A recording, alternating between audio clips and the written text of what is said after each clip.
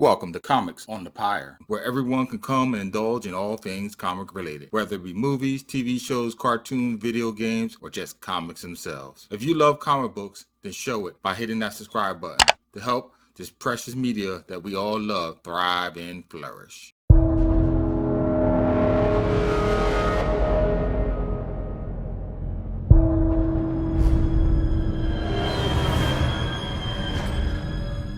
When I was a small child, I used to love playing make-believe, building fascinating worlds, pretending to be someone else with powers well beyond the limits of mortal man. It's funny, in that world of fantasy under the guise of role-playing, I could reveal slithers of my true self and not be too worried about the repercussions of the real world. No one judged me, shamed me. Frankly, no one cared. Who was going to question me role-playing as a ruthless female empath when one of my comrades is an atheist conjurer of lost gods? In this game, the more bizarre, the better, and no one bats an eye. It's an interesting situation when in the world of pretend, your more true self comes out. But it was not always like this. It started out so long ago on the evening of my 16th birthday.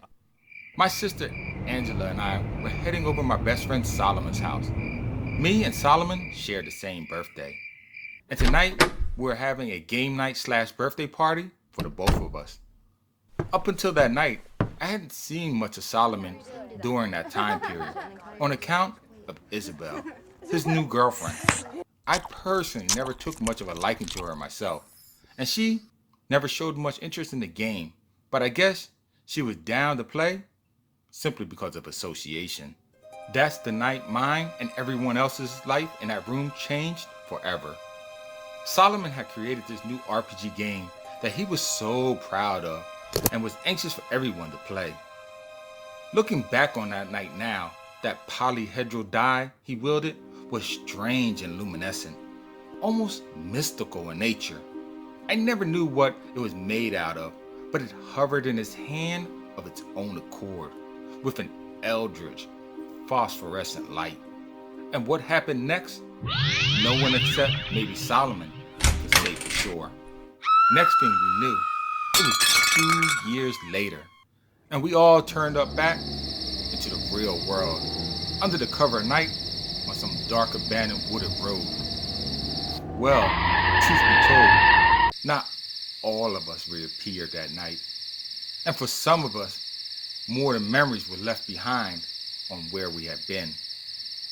That was more than 25 years ago, and I still have some more of a few dark secrets that I can't even face, even today. On some nights, after a few drinks, me and sis build up enough liquor courage to talk about what happened on that mysterious night, as if it was more than just a murky dream. But it seems, even when you feel you are done with the past is not done with you. And demons from long ago have a way of coming back to haunt you. At first glance, I can't move and stand petrified, scared even to breathe. It's Solomon's die from that night so long ago. My first instinct is one of fear and denial. To take it out into the rain-soaked streets, find a rock, and smash it out of the distance. But by doing that, I eliminate any chance or hope of finding Solomon again. He could still be alive. This package could be from him, pleading for help. But I can't go back. At least, not by myself. If Solomon is going to be saved, we're going to need the help of the others. And God only knows how we're going to make it back this time.